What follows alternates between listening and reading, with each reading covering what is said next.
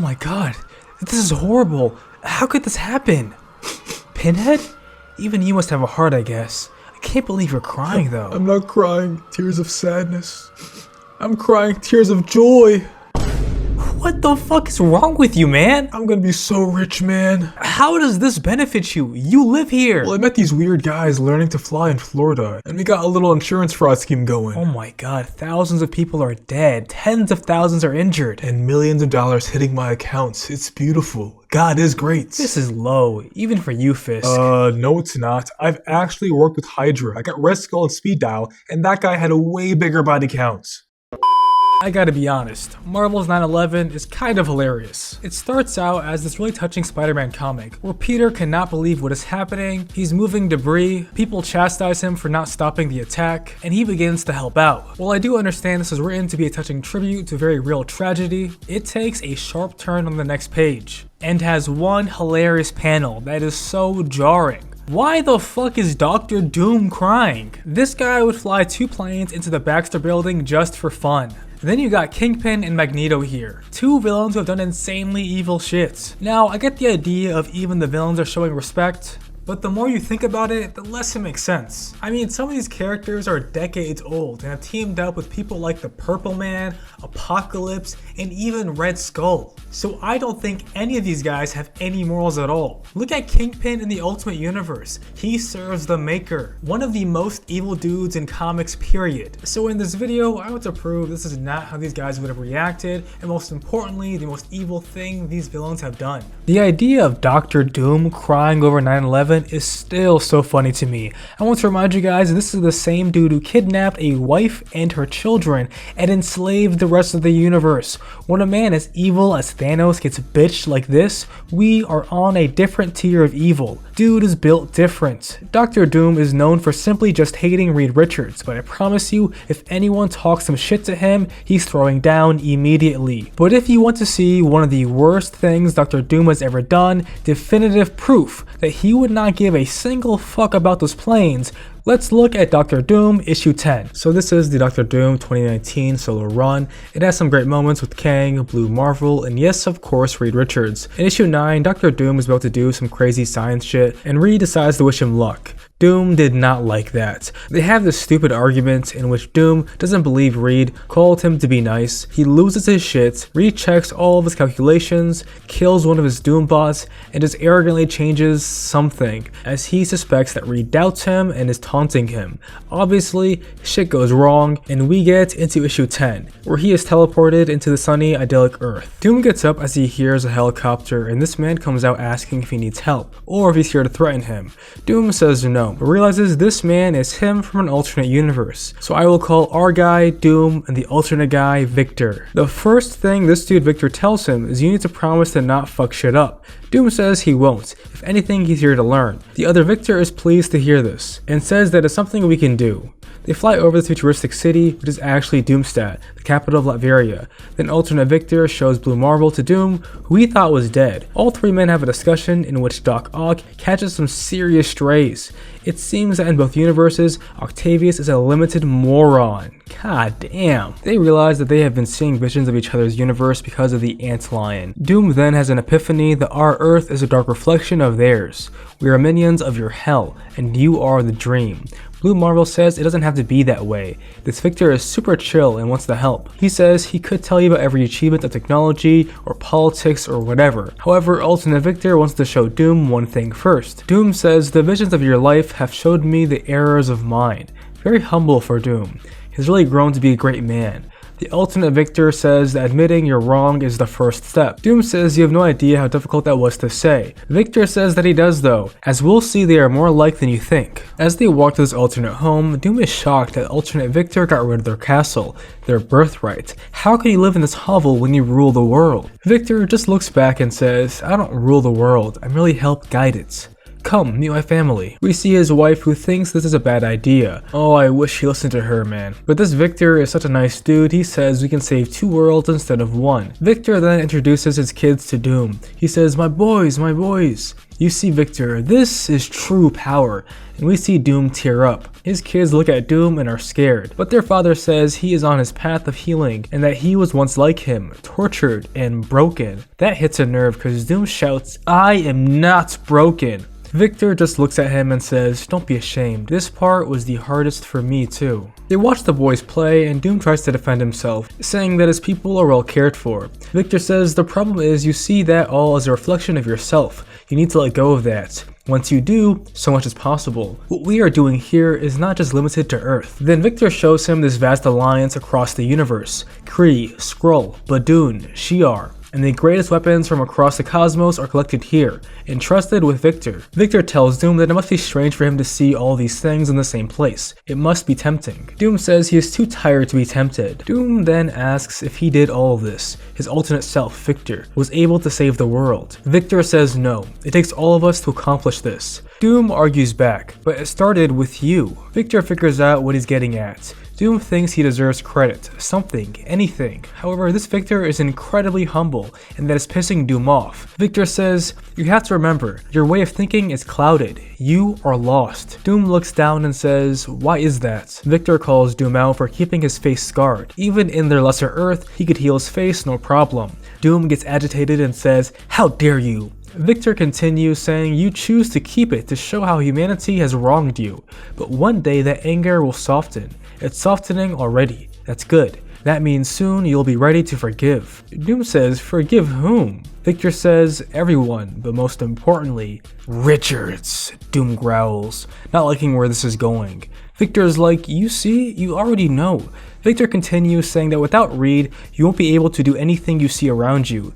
Doom is miffed. He says, so what, you're friends now? Victor says, of course, he's my oldest and strongest. Victor talks more about how this idea only sounds bad to him as he is now. With his constant denial, tyranny, lust for power, even your ridiculous armor. Doom turns back shocked like, ridiculous? Then we get into this page, which is the nastiest read I've ever seen. I mean, it does make sense that the only person who could really say the worst thing to you is someone who knows you inside and out, your alternate universe self. Victor tells Doom, this is all a farce, a desperate and pathetic attempt to conceal fear. It permeates every fiber of your existence, all the way down to the silly finger guns in your metal hand. Damn, I kinda like those though. Victor ends it off by saying, it's ludicrous. Your entire mode of being is ludicrous. You know I'm right. Ouch. Then Doom looks down at his quote-unquote silly finger guns and points them right at Victor. Victor, who is arrogant and dumb and naive, just smiles and begins to talk about the futility of violence. But before he can finish, Doom lasers a hole into this man. Blue Marvel comes rushing in, freaking out that Doom acted like Doom. What did you think was gonna happen, man? You correctly identify how mentally fractured this man is, and your solution to healing him is shattering that very fragile ego? What a moron. Doom ignores the pleas of Blue Marvel as he takes out the ultimate nullifier and annihilates everything, the entire universe, that he calls a hoax. This dude destroyed an entire universe because it proved that he was a lesser man. He even says he has zero pity for the nearly infinite sentient beings he just slaughtered. So tell me, why would Doom be crying over 9/11? This is who Doom is. He is petty, angry, and proud. He would have smiled if it hit the Baxter building. At the end, you just see Doom in his throne room, his mind focused, nothing clouding his judgment. His final act of mercy is sparing Blue Marvel, who is bewildered at how much was just lost. I mean, from his point of view, they had the secrets to make the world a utopia, and Doom destroyed all of it. For what? To hold on to that hate he has for Reed? To not become soft like the other Victor? One of these days, I want to do a video to delve deeper into Doom's psyche because I find him to be so relatable sometimes. You think hate makes you strong, but it just damages you, makes you brittle. So brittle that when you are shocked by the greatness of what you could be, you self-sabotage. While Doom is petty, our next villain, Loki, has all the reason in the world to be mad at humanity. Now, Magneto is a guy who's really easy to sympathize with. forth. I mean, this dude survived one of the worst tragedies in European history and has been hunted ever since. So the idea of him crying over a bunch of flat scans dying in 9/11 is crazy, especially since apparently Magneto is destroying New Jersey in Avengers Doomsday, so I don't think 2 buildings are going to make him tear up. Now, to prove that Magneto wouldn't flinch at the idea of crashing 2 planes into New York, let's go over one of his craziest feats in X-Men 1991, issue 25. Now, this is where a huge arc, Fatal Attractions, is ending. Classic X-Men stuff. Magneto is getting scarier and the X-Men have to stop it. On the first page, we see all of the countries working together and also working with one of the most underrated X-Men, Forge, my goat, to protect the planet. He activates this plan, which took the cooperation of almost every major nation. All of these space satellites connect with each other, creating a defensive barrier called the Magneto Protocols. Then we just see Magneto, who is pissed. He is living in this thing called Avalon now in space, and he wants to create a utopia. So this looks like an act of aggression to him. As he looks down on Earth from space, he talks to his acolytes about how this attack cannot be ignored. He rants on and on about his battles with the government, mutant rights, and most importantly his desire to never become that which he despised, a despot, a tyrant, a Hitler. Exodus, probably one of the coolest guys in his crew, says, "There must come a time where even deaf ears must be made to listen." That was all the encouragement Magneto needed, because he gets charged up and flies out into space. Side note, it is insane how powerful Magneto is. This guy can survive in the vacuum of space without a suit, no problem. Magneto recognizes what the defense protocols are. They disrupt his powers if he gets too close, but he is far more powerful than they thought. All he does is concentrate and mutter a silent prayer to a god he no longer believes in. Then he cuts through this mesh. We just see each city and their characters react to what Magneto just did. He has basically sent a giant worldwide EMP, turning off all technology. Doesn't sound too bad, right? Wrong. Think about all the people in hospitals on life support, all of the cars on the road without headlights, all of the planes in the sky. You guys need to understand how essential technology and electricity have become in our lives. Every child in the nursery, every old person on a dialysis machine, anyone stuck in a submarine, they are all dead instantly. Charles Xavier even says that right after the attack, they estimate that thousands of people have died on the initial impact. Think of how many people are close to death. In X-Men 97, we see the same thing, and there is chaos in the streets, looters, and violence. By the end of the arc, some fans estimate that he killed off 2% of the entire population, which is millions of people. I mean, this era for Magneto was evil. He was doing this to Wolverine. For some reason, every single X-Men arc, Logan has to be tortured in a uniquely evil way. This arc is pretty intense, so if that's your cup of tea, I suggest you read the whole thing. However, for our last story, we won't be dealing with a cosmic event, or even a planetary one, but just a regular old scumbag, Kingpin. Kingpin is a man who is easy to hate. He's bald, fat, and ugly. Oh yeah, and also evil. This is the guy who killed Peter Parker in Spider-Verse, crushed a man's skull with his bare hands in Daredevil Born Again, and even hired a hitman who shot Aunt May. However, one thing they did during Frank Miller's run gets overlooked. Daredevil issue 232. We get introduced to this pill-popping mercenary named Nuke in this helicopter, who seems to be lost, not knowing where he is or what he's doing, but none of that matters because he gets to do his favorite thing. Killing. You see him set this counter on his gun named Betsy. On the previous mission, it had reached 162, he resets it back to 0. Then Nuke jumps out of the helicopter and gets to work, using napalm to burn men alive, shooting whoever he can, with a big old smile on his face. We then see that after each person he kills, Betsy keeps the count, meaning this guy was just killing 162 people last mission, and on this one he keeps racking up the numbers, 32, then 45, then 88. In mere minutes, this man has massacred 88 people. Who knows if they were innocent, guilty, or whatever.